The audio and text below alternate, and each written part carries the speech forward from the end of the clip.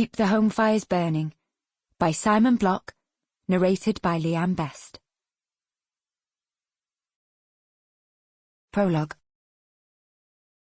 Pat Sims stood before a scene of such outlandish devastation that she couldn't move. The harsh Cheshire wind drove icy drops of rain into her face and eyes at an acute angle, forcing Pat to wipe it away with her hands to get a clear sight of what lay before her.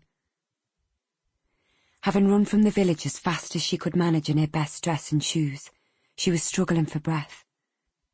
For a few moments, she believed that perhaps it was the lack of oxygen that caused her to hallucinate the vision in front of her.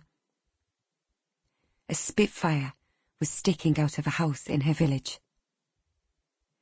As she gasped for breath, Pat thought it so ridiculous it couldn't possibly be real.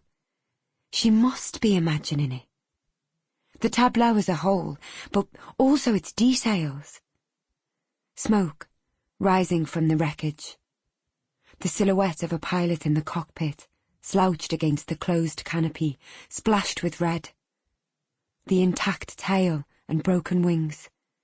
Even the smell of aviation fuel. Is it possible to hallucinate a smell? To prove she was imagining it all, Pat looked behind her to confirm there was no trace of where this phantom plane had come from.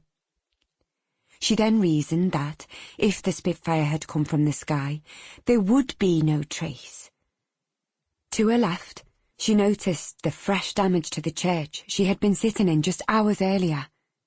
Then, behind the church, Pat saw the shattered chimney stacks smashed from another rooftop, reduced to bricks and dust on the wet ground.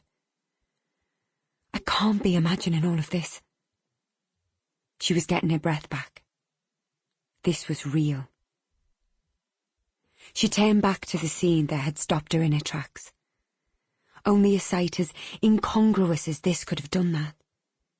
Only something so utterly extraordinary would have overridden her mission to seek out her lover before it was too late.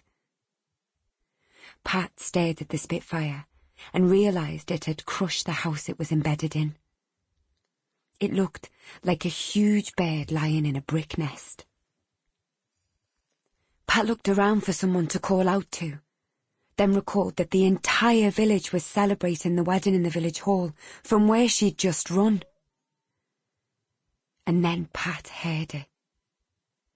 From beneath the doomed Spitfire, from beneath the fresh rubble, a newborn baby's cry, struggling into the air through... Sample complete. Ready to continue?